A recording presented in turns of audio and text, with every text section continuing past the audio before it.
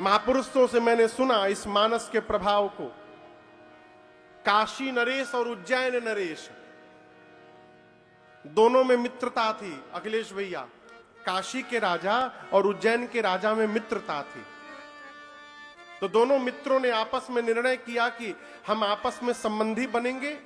हमारे घर बेटा हुआ, आपके घर बेटी हुई तो हम आपस में विवाह कर देंगे, और आपके घर यदि बेटा हो गया, हमारे घर बेटी हो गई तो भी विवाह कर लेंगे। ठीक है। सबसे पहली संतान काशी महाराज के यहां भई। काशी महाराज के नहीं, उज्जैन महाराज के यहां बेटा हुआ।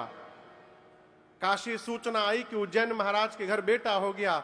काशी नरेश ने सूचना भेजी, हमारे घर बिटिया जन्म लेगी, हम आपके घर संबंध बनाएंगे। इनके यहां भी संतति हुई, लेकिन बेटी की जगह यहां भी बेटे ने जन्म ले लिया, काशी में भी।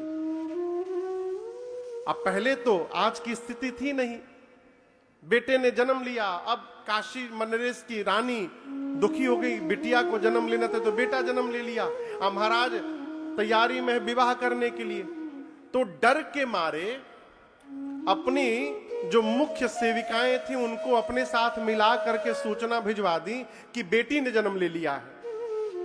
अब वाद्य बजने लगे, मिठाई बटने लगी,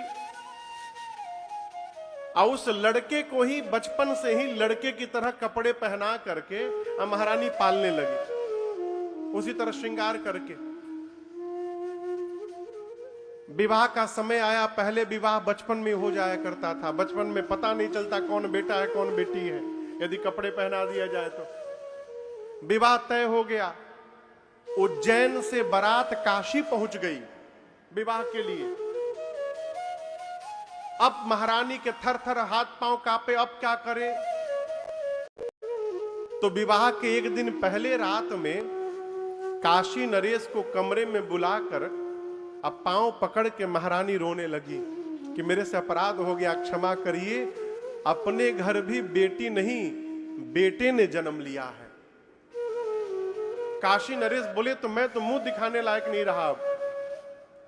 तब तक उज्जैन नरेश भी पहुंचे, वो भी सुने।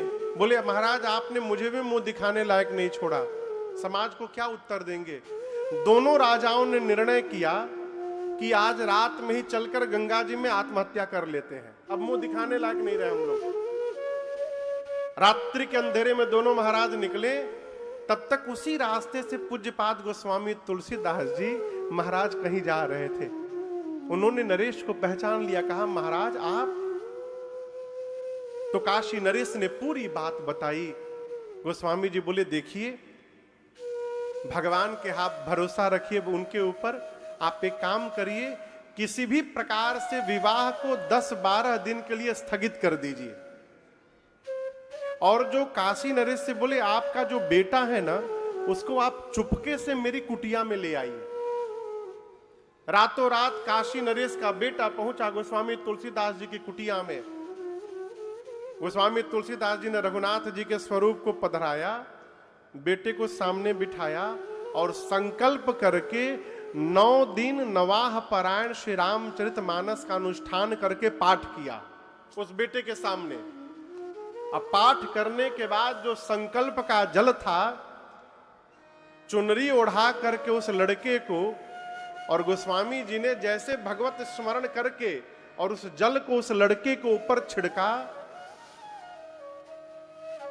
आपको सुनकर आश्चर्य लगेगा, काशी नरेश का लड़का था, उसी जल के स्पर्श होते वो लड़की में परिवर्तित हो गया।